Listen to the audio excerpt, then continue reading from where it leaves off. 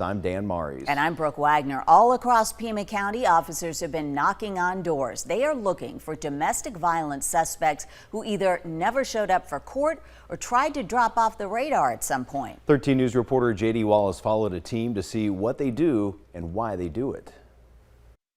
Rounding up those with domestic violence charges not only holds them accountable, it shows victims these charges are taken seriously.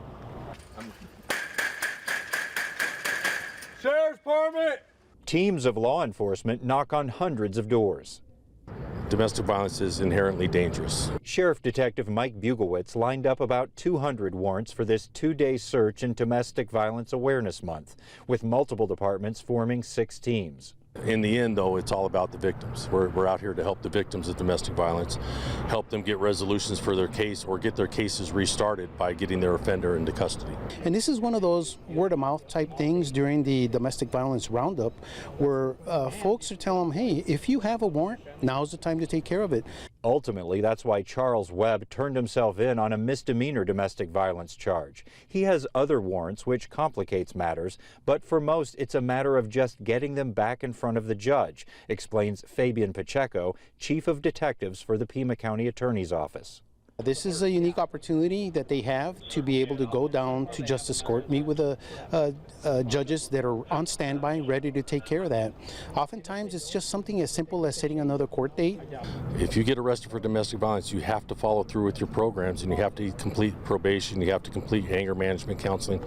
You have to do all that stuff, because if you don't, they're going to put a warrant out for your arrest, and then we're going to come find you and throw you in jail.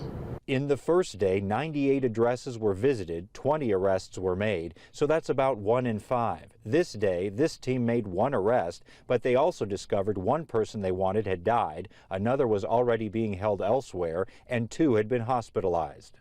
With that, then we can either put holds on them or clear the warrants out so it gets them out of the system.